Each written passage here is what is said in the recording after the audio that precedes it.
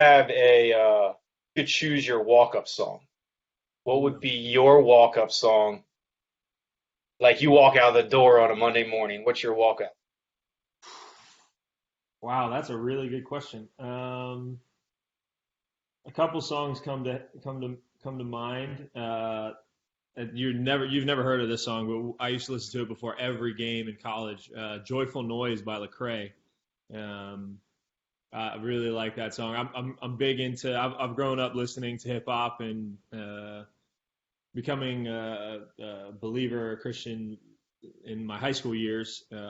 I still had that love for hip hop and rap, and but I found some Christian rappers that I really liked, and that was one that my freshman class, the class that I went through college with, we would sit in my buddy's Hummer before games and jam to "Joyful Noise." Like we drove from our dorm to the locker room. It was like a 3-minute drive, so we would end up sitting in the parking lot jamming to this one song before every game. We made that a tradition. We didn't even live together all 4 years, but we would always meet up at my buddy's Hummer or his truck, and then drive down and listen to that. That was probably that's probably the song that I would say would be my walkout song, just because like I don't know, I've always had this desire um, to use my life to help others maximize their potential, and I think that that's a joyful noise to God. So for me, like that's something that I feel like I'm called to, and I think that would be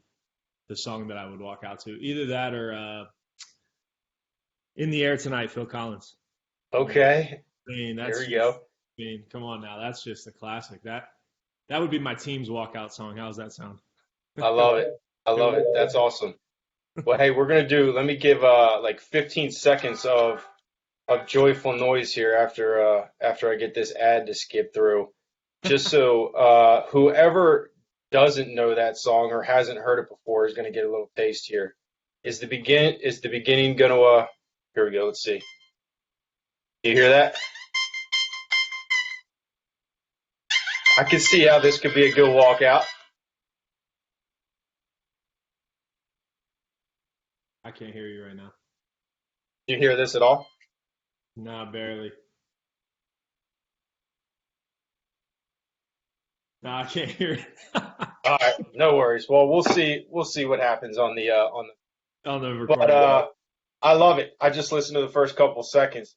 It's awesome. I'll have to listen to the whole thing afterwards. But Jake Barry, dude, I appreciate you taking a few minutes out to jump on here with me. And so we just learned a little bit about your walk-up music, and so we know each other from really birth almost. Like there's this crazy story how our moms were like down the hall from each other or something that when they were giving birth, which is crazy, which is almost 30 years ago. Yeah. Um, Pretty wild. Are you the 24th? So I'm the 25th, Oh so I yeah. was just a day after you. No, I'm the 23rd. So I'm two. Oh, the Today's 23rd, day. 2 days. Right That's on. right. So yeah, man, go way back, almost 30 years, and I remember playing lacrosse against you in high school, and I'm sure we played soccer together when we were little kids, and so now you're the assistant soccer coach at Liberty University, which I'm a big fan of Hugh Freeze. I love that dude. But yeah, so tell us a little bit, man, about your journey playing soccer in college, and kind of a quick story of how that's gotten you to where you are now. Ooh, okay, I'll make it brief. I tend to ramble, but so I started I spent my college career playing soccer and lacrosse at Messiah College in Harrisburg, Pennsylvania. Messiah Soccer took up most of my time there, mainly because it was a very successful program.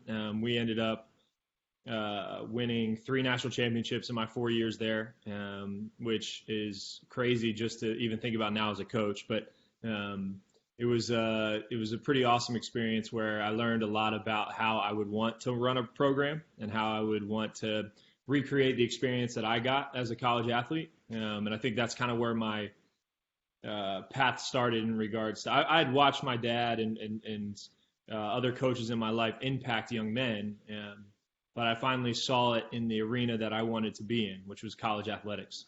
So for me, that was a huge point in my life, experiencing that, and then deciding that was the path I was going to take. So I went right into coaching at my alma mater, Messiah College. I actually coached soccer and lacrosse my first year out, and yeah, getting to see the other side of athletics was a huge deal for me. Because I mean, as you know, it's very different on the other side, and For sure. not as it's not what as a player, which you really only see the coaches in training or in team activities, but you don't really get to see the like everything else that goes into it. So very quickly, I grew to appreciate that aspect of coaching and realized I had a lot more to learn than I thought. So Right. still learning, but that was definitely eye opening for me. So coached at Messiah for 1 year, got an opportunity to go coach at Campbell University down in Raleigh, North Carolina. And at that point in my career, I was really about climbing the ladder. I was really about seeing how far I could get in coaching. I learned very quickly during my time there that I didn't necessarily want to sacrifice my future family to be a successful coach. And there are some that can do it, and there are some that have done it. But it was eye opening to me that I just wanted to have the platform of developing young men over the course of 4 years, and it didn't necessarily need to be the top level of soccer or whatever that looks like. Yeah, so real quick on that, like sacrificing your family to be a college coach. I totally understand what you're talking about. Was that when you were down at that school, was there was it the staff that you kind of learned that from, that or your experience there, or was it just a couple of years being a young coach? Like how did that come about into your brain to say, I don't want to sacrifice my future family for this, even though I love doing this? Yeah, so I would say the staff that I worked with at Campbell, they were great. I think that they did a good job of trying to balance both. We weren't a very successful program in regards to wins and losses. I was only there for about 6 months prior to taking on another job, but prior to that, prior to that 6 months, I'd worked a bunch of camps over the summer at these like big schools, like I mean ACC, whatever, like soccer, that's a big deal, and kind of starting to observe coaches, and just not just as coaches, but as people. And I'm not saying that they're bad guys. I just think that they've made a choice and they've decided that if they're going, and I think the game demands a lot. I think recruiting demands a lot, and the NCAA has some rules that limit the amount of coaches you can have in college soccer. So for me, there's a lot of burden that's put on coaches at the highest level, and it's fine if you choose that, but I would like to be around for my future kids and my wife and whoever that's going to be. I would like to be in a place or at a school that allows me to be successful at both, right? So be able to be successful on the field, which is what I desire. I want the best. I want to be able to develop young men the best way I can, as well as win championships. I think those things aren't separate, as well as be successful at home. And for me, like, Yeah. I think I've been a couple different places, and I'm now not. I don't want to say the pinnacle, but I've found a place that I think I can compete on the national stage at the highest level of collegiate soccer and be able to be successful at home someday. So That's huge. yeah. And how many years of coaching are you in yet? So I went right in at 22, so this will be year 8. Okay. That I'll be heading into college coaching. Yeah, so that's exciting, but That's awesome. feels like And so long. you're fine. Yeah, right. Totally. Uh, so you finally feel, and this is going to be your first year at Liberty, right? You pretty much just got there. Yeah, so I spent my last 5 years at Belmont Abbey College, Division II school down outside of Charlotte, North Carolina, and that place is really special for me. It allowed me to integrate my faith with my coaching, and that's really what I've always wanted to be a part of. And they gave me an awesome opportunity, took a chance on me. I also got to work with an awesome organization called the Charlotte Eagles. It's a ministry down in Charlotte as well, where so I graduated. It was me and 5 other guys, 6 guys in my graduating class. 5 of us at one point or another worked for the Charlotte Eagles. So it was kind of a cool like Nice. opportunity post college to spend time and invest in those guys and them to invest in me. And yeah, it was a really, really sweet experience there. So Charlotte was very special to me, and I wasn't going to leave that area and that in Belmont Abbey for just any job. I knew in my mind where I wanted to be, and when Kelly Finley, my boss at Liberty, called, it was a bit of a no-brainer. I've been hoping for the opportunity to come up and kind of prove myself and be Sure. at this place. And yeah, so that's been That's awesome. I've been there I started January 16th, so a little bit Just weird. in time. Yeah, a little bit Yeah. weird to start, but Yeah. That's crazy, man. That's so awesome. Coaching in general, the coaching profession is so interesting to me. Obviously, it's interesting to you. That's what you do. I've had a taste of it at the college level. I've had more of a taste of it at the high school level, but that whole process, I'm around football coaches all the time, and I love how you talk about you can start to tell when you observe coaches as who they are as people, and the guys who treat it as this is their job versus this is their life, and really where integrity lies and where it kind of weaves in and out through that whole process, and you talk about faith a lot and how big of a piece that is for you, which we'll get into in a second. But the coaching thing is like when people who have been in it, they get it and they totally understand what you're saying right now. Um, and the people that haven't don't. And that's something that's me like that has been in and out of it has always been kind of a difficult conversation to have to say like here's what really goes on. Like this is what actually happens, and the time that you're putting in, the sacrifices that you have to make. What's really cool to hear you say is how you were pretty clearly defined in what you were not going to give up, and even you don't. I don't think you have a family yet, but pretty clearly defined in where you stood in your faith and what you weren't going to give up. Can you tell me a little bit about what that's been like, being very anchored in a couple of things that you believe in throughout this whole process? yeah, I think that comes from really good examples in my life. And I think that I think back on my college coaches, Brad McCarty, Aaron Farrow, those guys, I got to observe them very closely for 5 years, and got to watch not only how they interacted with me, how they interacted with my teammates individually. We all have different, players have different buttons to press and different ways to interact, as well as how they interacted with the opposition, other coaches, competitors, as well as how they interact with their families. They would invite us in team activities at their house all the time, or just invite me over or our class over or whatever that looks like. And they may not know it, but we were observing them. And I think that's part of it is the observation piece and just kind of watching them develop and raise their kids and treat their wives with respect and but also at the same time being able to build a successful program. And I'm really thankful for their example because I think if I hadn't had that example, it would be hard for me to know or see that example of being able to be successful. Because I've seen people be successful at home, great fathers, great husbands, and then struggle to get results. And I've seen people be really good at getting results and struggle on the other end of that spectrum, right? So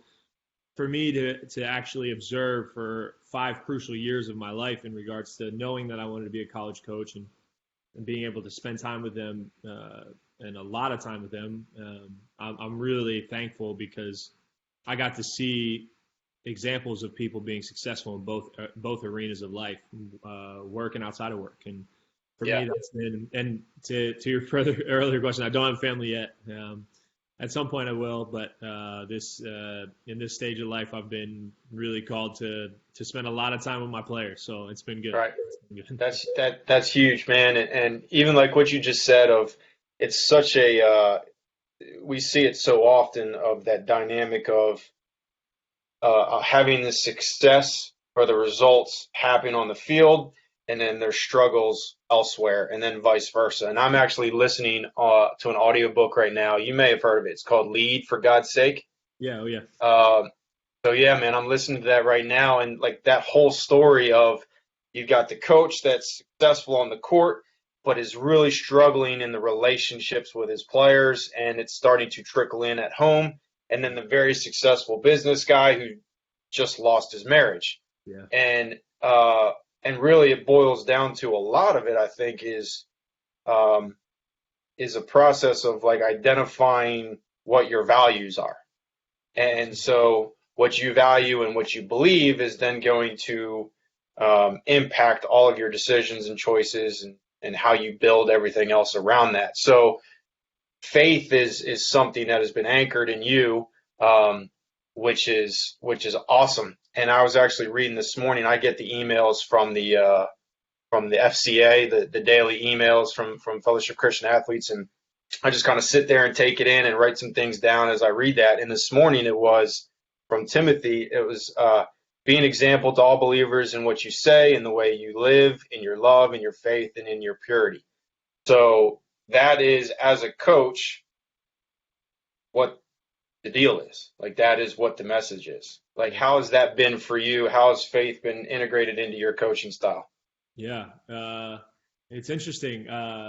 So, of course, recognizing my desire to observe my coaches has definitely made me realize how much I'm being observed by my players, and I don't ever want to be a hypocrite. I don't ever want to say one thing and do another, right? And I think what's made it easier to really like buy into this idea of living out my faith in how I coach is recognizing that it is the calling of my life. So recognizing that I've been given a set of gifts and I've been given a certain mission on this earth in my time here, and I firmly believe that I was made to be a college soccer coach. I don't. I mean, I could be wrong. That could change in the next 5 years. I'm not really sure what God's got a plan for my life, but in this stage and in my experiences up until now and the opportunities that I've had, I really recognize. I think I've recognized that I'm right where God wants me to be in regards to my calling and my career and my job. So to be able to recognize that makes it. I don't have to separate faith and my job. Yeah. I think that makes those two things synonymous. So something to talk about with the guys all the time is like, hey, you get to worship with a ball. You get to go out on the field and you get to use the gifts that you've been given to do something awesome. Like I'm the same way. Like I've been given a certain set of gifts and a certain opportunities and experiences, and I'm going to make the most of it. And if I give less than what I'm capable of, then I'm not just letting me down or you guys down. I'm letting God down. And for me, that easier may not be the word. It may be maybe easier to digest or easier to mesh the two, recognizing Yeah. that. So I would say that's probably been the biggest piece for me is recognizing that. Yeah. That's super cool. And yeah, I was going to say is um, when you're able to use that in your job, like you were just referencing, it almost makes you free. Like it allows you to just totally be who you be, like totally just be who you are. Yeah. And like, if you will, kind of like the Kobe Mamba mentality, just like a flow state where Yeah. you're able to just operate. And as athletes, as coaches, and people in competitive environments, we all know that when you can operate in that flow state, man, it's watch out. Like watch out what could happen. So that's super cool to see that aids in you getting into that flow state. On the opposite of that, what has been what's something that you think you've struggled with in coaching? Hmm. Because That's I know, I mean, like, let me say this is I have a different attitude towards it now since I've been out of it, but I like had a really kind of a salty look at the recruiting process hmm. originally when I first got into coaching, and it might have just been the environment I was in, but what's been something that's like that's been a struggle of yours in the coaching process so far? Yeah, it's good. So I'm the recruiting coordinator for Liberty for men's soccer, and it's been awesome to be at a place like Liberty where we have resources and we have plenty of awesome stuff. Right? That's not where I've been my whole career. So for me, like the recruiting process, I'm good at relaying passion and a vision and like getting others to buy into something, right? That's something I'm gifted at. Where I struggle in recruiting is consistency and communication, and I would say that's probably the biggest area in recruiting that I struggle with, and that's something that I had to really refine at Belmont Abbey, where in the southeast region of the country, a lot of the Division II schools there have reserve teams. So instead of recruiting, so right now I'm recruiting six kids in the class of 21, which is not a lot. Um, but in my time at Belmont Abbey, that would have been 15, 20 kids. So Okay. I had to learn how to organize and respond and stay on top of and recruit a bigger number of kids, which helped refine some of that skill. It's not perfect. I'm still getting better at that, but I would say that's probably been one of the areas in coaching I can definitely grow in. And honestly, like this is something that I'm constantly getting better at. I was encouraged right out of college to get my master's first. That was to be in collegiate athletics. It's massive if you can say you have your master's, and you know that. So I never really got started on the licensing. So the coaching licenses and like all the stuff that the tactics and basically the butt kissing that goes along with um, getting those sorts of accolades or those notches in your belt or whatever you want to say. So I would say that honestly, I would say that an area of my game, my ability as a coach that I want to strengthen is the tactical side. I Okay. think I'm really good individually training. I think I'm really good at teaching technical ability. Um, I'm really good at I think I'm gifted in motivating and getting buy-in. But if there's an area that a little bit less secure in what I bring to the table, it's that aspect. But I've been really blessed. Like God's put me with awesome head coaches between Brad McCarty, who's still at Messiah, Steve Armis, who's now at Wake Forest, John Keating, who was my boss 5 years at Belmont Abbey, and now Kelly Finley. All four of those guys I hold in high esteem in regards to tactical minds. Like I think maybe that's part of the reason I think I struggle with that is because they see the game at such a deeper level, but that's helped me so Hmm. much in my development as a coach and seeing the game past the individual moment or the individual player. And I think that's been really cool for me. And each coach has added something different, added a different facet to that. But for me, I'm really thankful for that experience because I think that's the area that I really want to. I really like think that I'm lacking in more than the other areas in comparison, right? And it's not always good Yeah, for yeah.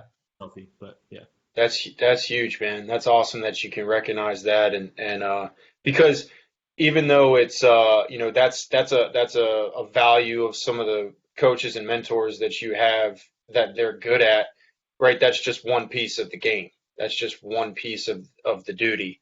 And so that's super cool that you can know that that's one piece you want to get better in, but that's not the end all be all. There's multiple facets to it.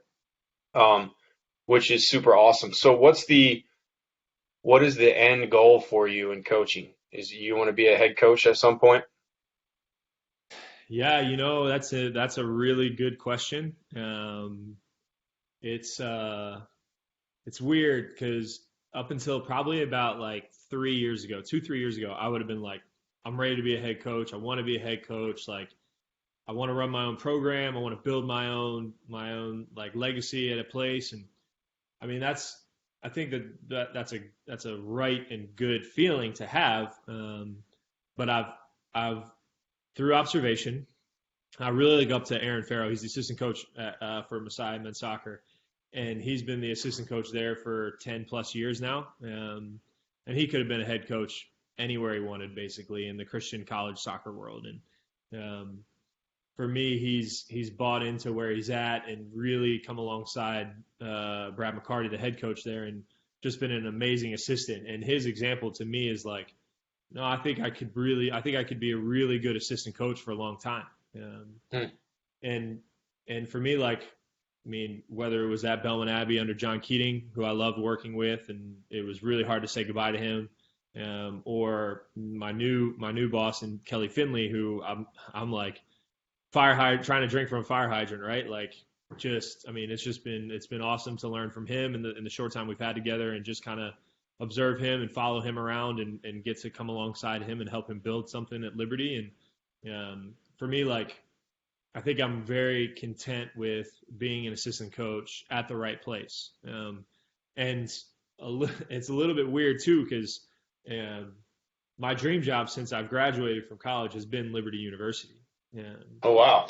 So like for me, like, someone asked me, like, well, like, so when I took the job at Belmont Abbey, I was very plain with John Keating, my boss there. I was like, hey, like, if Liberty comes knocking, like, that's my dream job. That's where I want to be.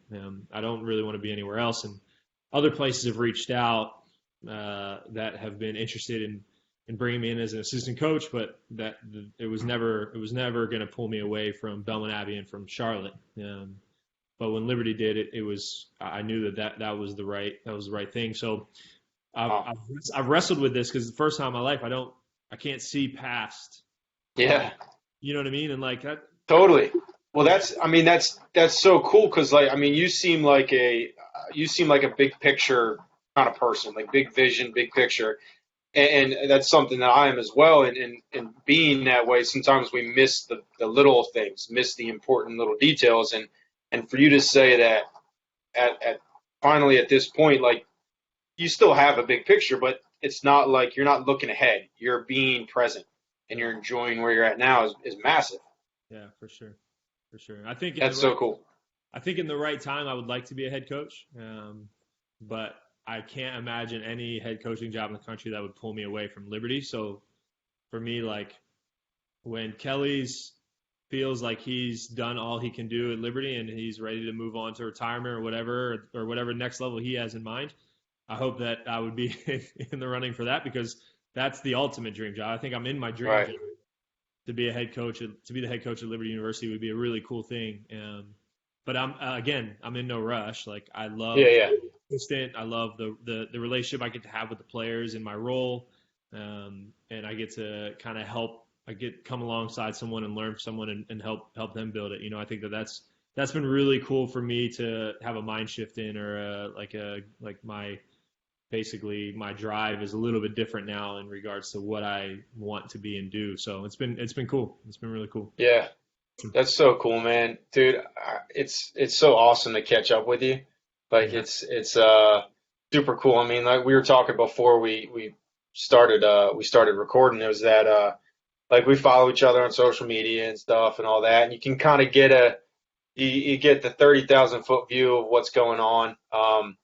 But then, you have a conversation and you learn so much more, and especially in a world that you're in that I'm super familiar with, not necessarily soccer, but just the coaching and athletics world. And it's just awesome. It's just awesome to get insight from, because like there's definitely a piece of me that's like, I battle with it. I struggle. Like, do I want to go coach college again? I look at jobs and I talk to people, and there's a part of me that's like, yeah, I kind of wish I went that route. But then the other part of me is like, dude, I got to do some really cool things that some people haven't gotten to do. And Yeah. so it's a constant thing when you feel, because like you talked about, you said you feel that you are called to be a college soccer coach, and that is in there somewhere, and you feel it. And I totally understand what that feeling is. Hmm. And figuring out the platforms that make the most sense for you to deliver those gifts Yeah. um, is huge. And it sounds like you're doing it.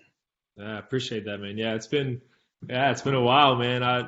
Yeah. When was the last time we probably talked? Like, Dude, I don't know. It yeah, could have been. It yeah, could have but been, man. it's cool to see that you desire to have an impact on young people's lives and help them achieve their potential. Because at the end of the day, that's what I feel like my calling is to help Yeah. others achieve their potential. And I think I think you're cut from a similar cloth in that mindset of like, yeah, I'm just going to use what I know and what I've got to help others get there. So I think that's really cool, really admirable, man. Really sweet. Yeah. Good stuff, man. Jake, dude, I appreciate you. Let's not wait 10 years to talk again. And hey, I got to get down to when all this virus stuff is over. I love Hugh Freeze. That dude is amazing. I've got to spend some time with him. So I need to get down there to watch a soccer match when you guys get back and rolling and a football game. Yeah, well, I'll get you tickets, man, for sure. That'd be sick. I've never coached at a place with a football team, so I'm excited to watch a football game. Oh, shoot. Yeah. There you go. Yeah, you're in it now. Yeah, That's awesome, man. All right, Jake, dude, I appreciate you jumping on and talking for a little bit, and we'll catch up soon, brother. yeah, absolutely, Chet. I'll talk soon, man. All right, see ya.